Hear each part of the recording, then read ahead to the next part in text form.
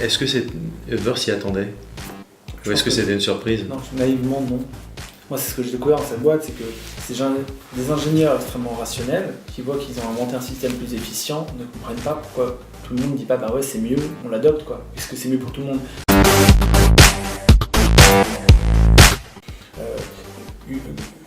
La manière d'innover d'une start-up, c'est de lancer des produits.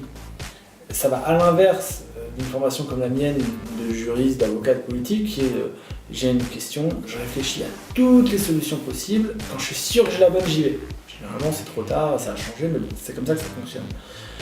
Une start-up, c'est il y a une question, il y a un problème auquel j'ai envie de répondre, j'invente un produit, je mets en place des capteurs d'amélioration de produit et je le lance. Et test and learn, et j'adapte en permanence. Et là, c'est deux mondes qui cohabitent, qui ne se comprennent pas. Et en fait, tout ce qui est de l'irrationnel et tout ce qui est en parallèle surprend. Et c'est ce qui a fait que Uber s'est dit il faut que je recrute des communicants, des gens d'affaires publiques qui pensent différemment, qui ne soient pas des ingénieurs et qui nous aident à appréhender, à comprendre et à traiter, à faire avec ces réactions épidermiques qui ont surgi et auxquelles on ne s'attendait pas.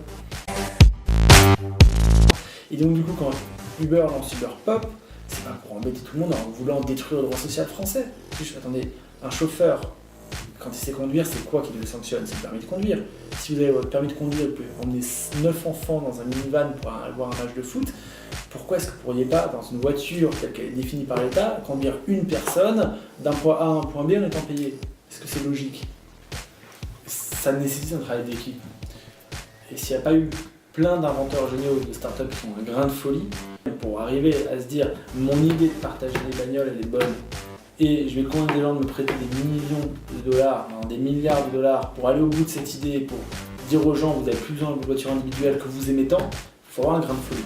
Et bien ce grain de folie là il permet d'y aller, mais voilà, une fois qu'il y a des problèmes annexes qui ont été créés, et bien là des profils différents, plus politiques, peut-être moins scientifiques et peut-être plus dans le social, sont nécessaires et doivent travailler ensemble pour connecter ça. Et ce qui est un peu triste aujourd'hui, je trouve, c'est que les politiques, qui eux sont censés justement être entre les deux et comprendre cela, sont à côté de la plaque parce qu'ils réagissent aussi de manière épidermique et qu'ils ne le comprennent pas.